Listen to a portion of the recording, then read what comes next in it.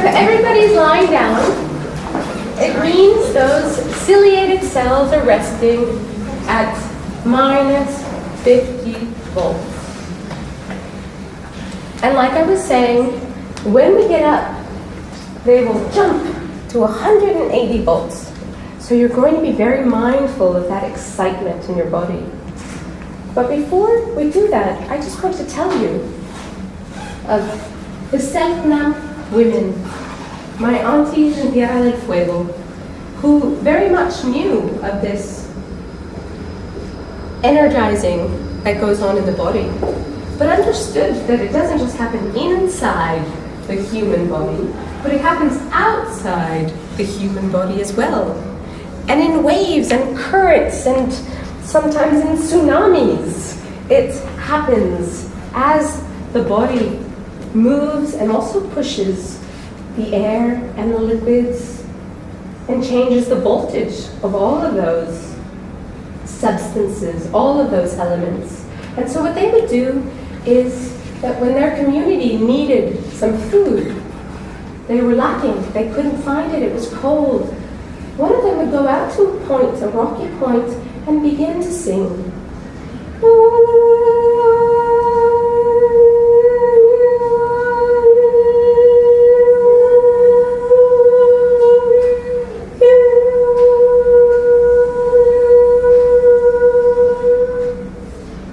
And with this chant, they would slowly start to envelop and call and electrify the air that then would trickle in and electrify the water and invite a whale to come into the bay and sacrifice itself for the community. Of course, they were very aware that this was something tremendous to ask another creature to give its body, give its meat, give its fat, give its blood, give its life, surrender its motherhood or fatherhood for the good of this community. So there were lots of laws and restrictions and sense abilities of when and how to call a whale into the shore. And that was all electrical and mechanical and done through chant and a sense of belonging and balance of the humans in and on and of this planet. So let's tune into that balance that sits right under the cerebellum in the middle of your head and energize it as you get up. And as you do, you're going to hear other voices, and those other voices are going to lead you to another space.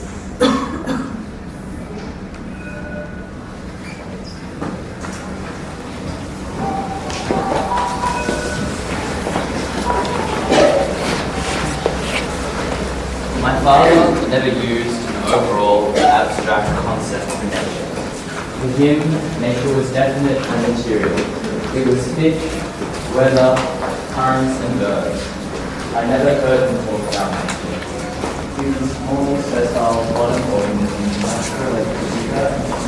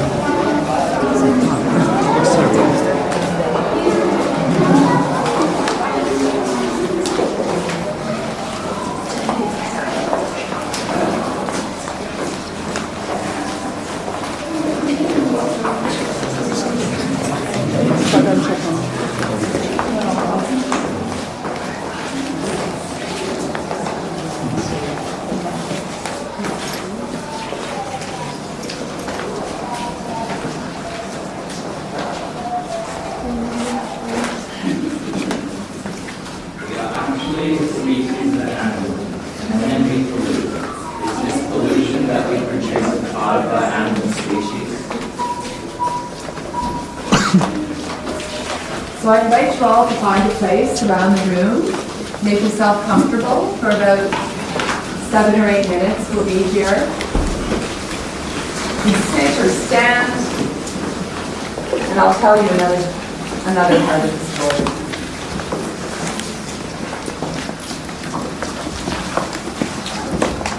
Perhaps you can still feel that inner ear fluid, keeping you balanced as you find your place.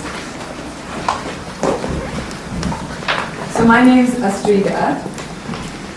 Thank you to Uncle Bill for welcoming us here. I come from a place now called Sydney, in the Cooks River and the Pacific Ocean, but the waters that grew me up are the Great Lakes of Canada and the Baltic Sea of Europe.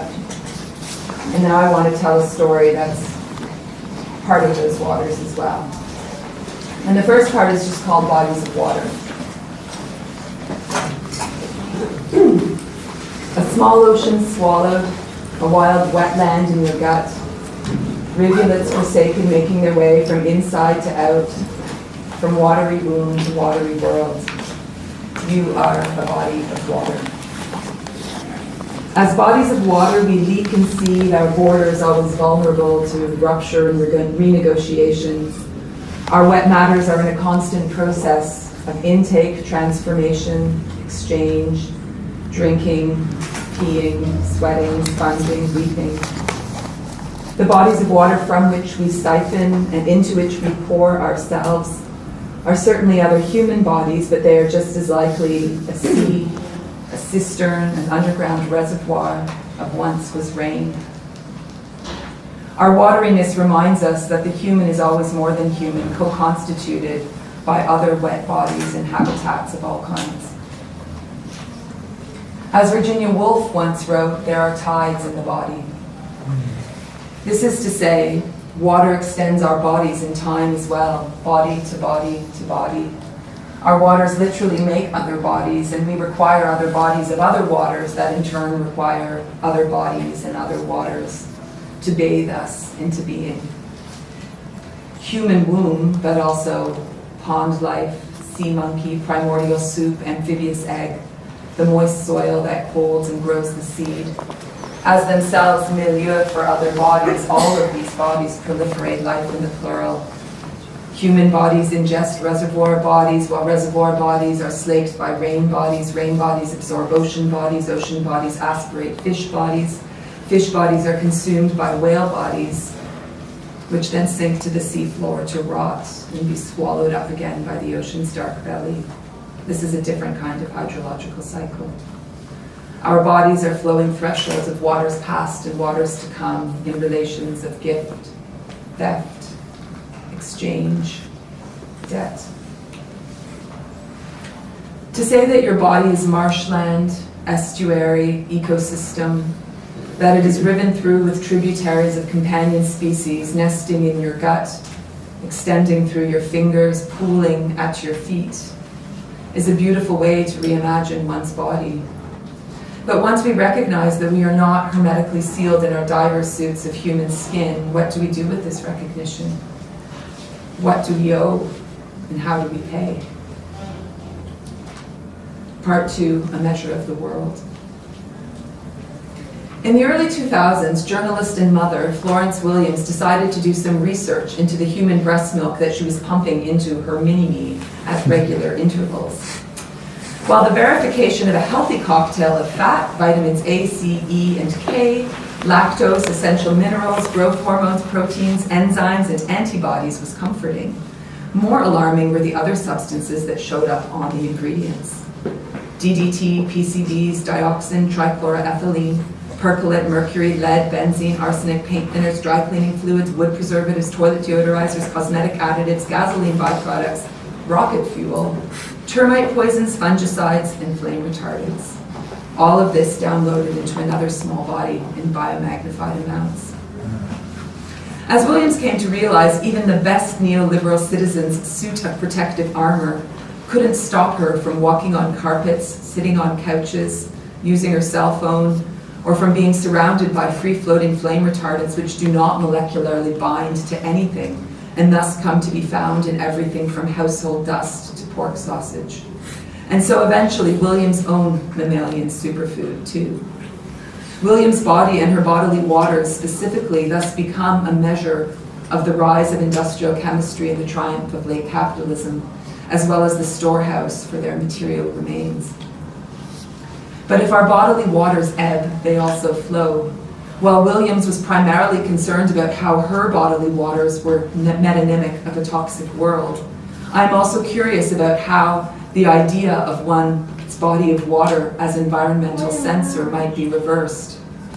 That is, how is the whole wet world also a measure of me? Part 3, planetary breast milk.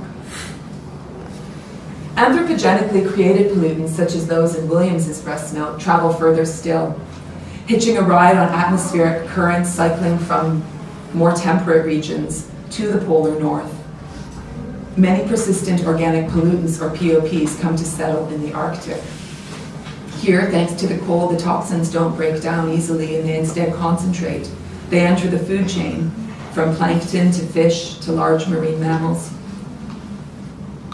Sea mammal fat is then consumed as a traditional dietary staple. As a result, the breast milk of Inuit women contains 2 to 10 times the amount of organochlorine concentrations than do samples from white women hundreds of kilometers to the south.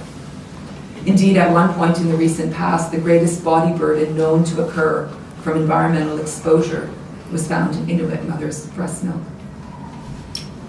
Body burden is a biochemical descriptor, but it manifests in multiple ways. It is also a way of naming social, cultural, gendered, and species-related inheritances of response and responsibility.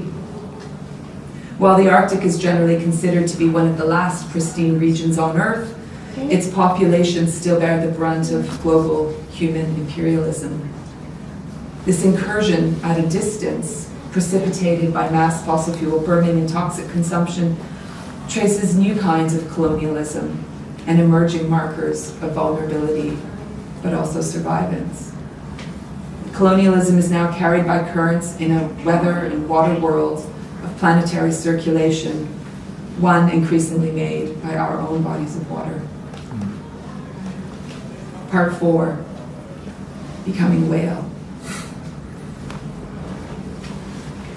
Within this example of toxic breast milk, a whole slurry of concerns swirl. Biomagnification reminds us not only of the toxic harbor that is our own bodies, but also of our complicity in the transformation of other bodies of water. And importantly, while water itself is a vector of contamination, so too are the bodies of non-human animals. It is the thumb-sized piece of muktuk, this big, or cetacean blubber, eaten by Innu women, after all, that contains the most untenable loads of PCBs. A whale out of water, writes Jacques Cousteau in 1972, even though it is an air breather, dies very quickly. The pioneering oceanographer explains further. He writes, in the open air, he has not the strength nor the limbs to regain the life-giving water. Great though the whale is, his power is not sufficient to fill his lungs, to move the tons of blubber that cover his body, and on shore, he dies of asphyxiation. Or as Sydney-based writer Rebecca Giggs writes in 2015, witnessing the slow death of a stranded humpback on a beach in Western Australia. While in the ocean, its blubber fat insulates the whale and allows the animal to maintain a constant inner temperature. Out of the ocean, the blubber smothers it. Though we were now shivering, she writes, the whale, only meters away, was boiling alive in the kettle of itself. After watching the humpback's demise, Rebecca Giggs sought out more information about beached whales. And she writes, I learned that in the coastal current, some whales become entangled in abandoned fishing kit or ingest trash, bags, wrappers, mesh.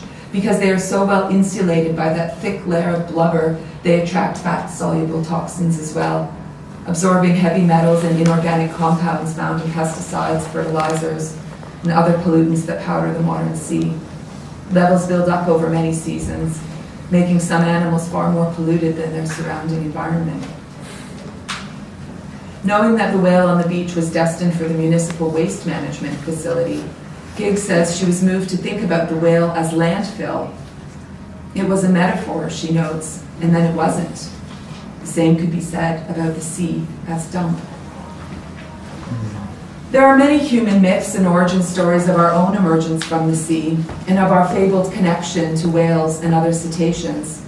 While most of us know that some billions of years ago a brave fish developed a backbone and walked out of the water, becoming our earliest terrestrial ancestor, fewer of us know that whales were already land mammals once. But whether chased or pushed or just plain clever, they found their way back to the sea. They still breathe the same air as you and I. When we consider the ways in which cetaceans and our other fishy beginnings echo through our own flesh, watery body to watery body, we might pause and reflect on the ways in which we also echo through them. And these echoes aren't metaphoric. Low-frequency active military sonar emits the pressure of 120 decibels, a level that would damage our human ability to hear, for 3.9 million kilometers squared in the sea. While mid-frequency sonar can emit continuous sound above 235 decibels, which is mostly like a rocket blast-off. High-intensity sonar and seismic waves snake along the ocean floor seeking oil and gas deposits. Meanwhile, background noise in the ocean doubles every decade, mostly from commercial shipping traffic. Cetacean deaths sometimes surface as mass strandings, but necropsies show extensive internal bleeding in cranial regions. Perhaps at last we return to those tides in the body, ebbing and flowing. Perhaps to that fluid in our inner ear, in the middle of our heads. What other bodies echo there? And what sea changes are we sounding?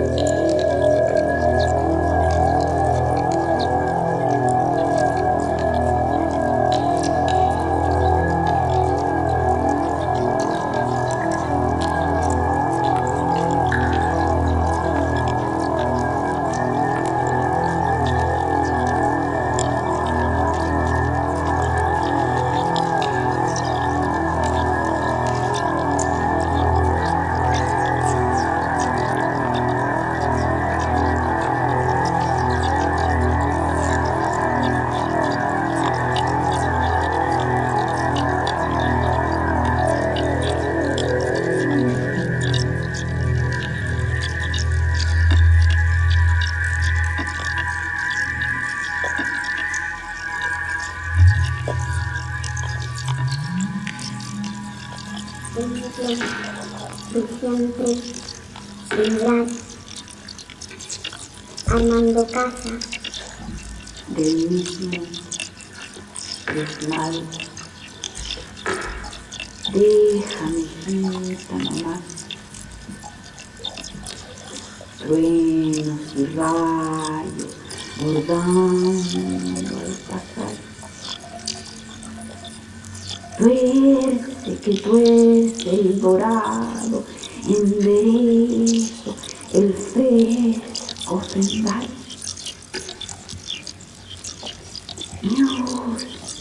Calmar, de inquieto pensar, marcas, señales, pa' allá y pa' acá.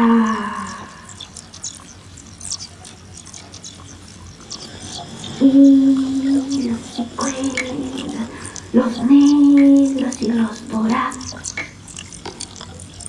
cavilan el puente.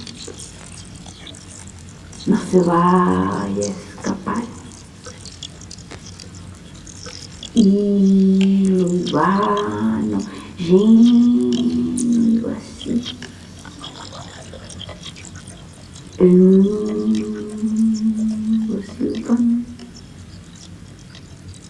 Hilo y telacho grisman. Código y cuenta. Cómputo como nada. Todo amarran hilando en pos. Cuerdas y arroyos, aunar lo tejido. No es algo inicial. El cálido fuelle, templar.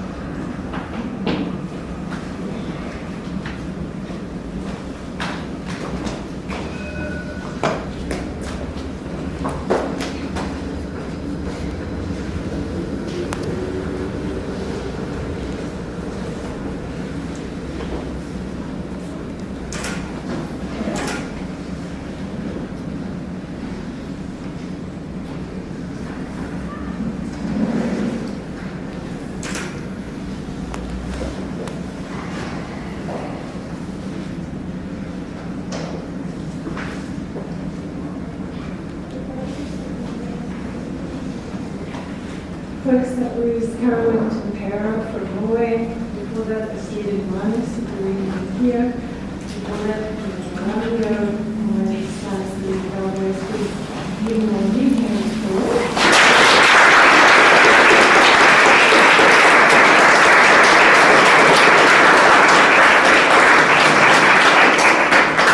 special mention to Isaiah, Aaron, and Camille from PCA Secondary School. Thanks, guys. It was great.